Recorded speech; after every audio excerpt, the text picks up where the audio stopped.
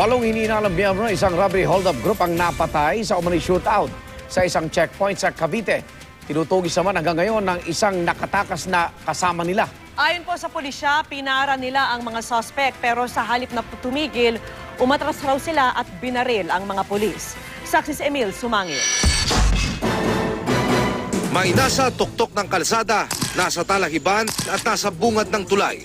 Sa magkakahiwalay na pwesto sa boundary ito ng mga bayan ng Amadeo at Silang sa Cavite, dinatnan ko pang nakabulagta ang 8 hinihinalang miyembro umano ng Alingaro Robbery Hold-up Group. Yan ay matapos silang makaengkwentro umano at mapatay ng Cavite Police 1:30 ng hapon. Sa kanila, 4 pa lang ang nakikilala. Sa tabi ng 4 na bangkay, na-recover ang kalibre 45 at 38 na paltik. Isa pa nilang kasamahan ng nakatakas at target daw ng isang manhunt operation. Ayon sa Cavite Police, nagsimula ang barila ng hindi pansinin ng grupo na sakay ng 4 na motorsiklo ang pagharang sa kanila ng mga nasa police checkpoint.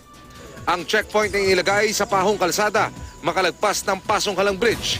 Inilagay matapos makatanggap ng impormasyon ng pulisya na isang hardware ang hold upin ng Alingaro Group. Around 1:30, nagkabulagaan sila doon and then they engaged my SWAT and aking local police kaya nagkaroon ng running gun battle.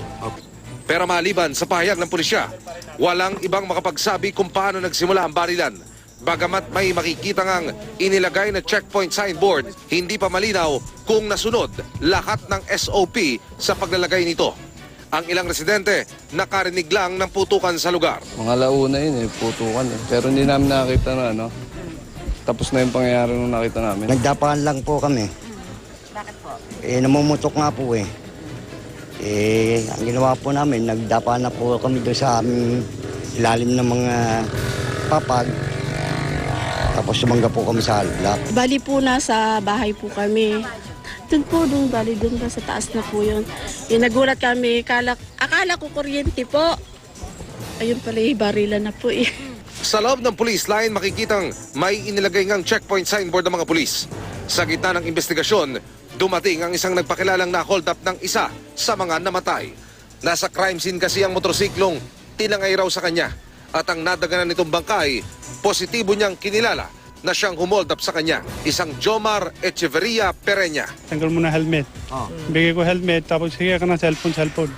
Bigay ko rin cellphone. Sabi ko, bigay mo na ako motor, wag na dala motor. Sige, alis ka. Baka gusto mo, ayaw mo, patay na kita.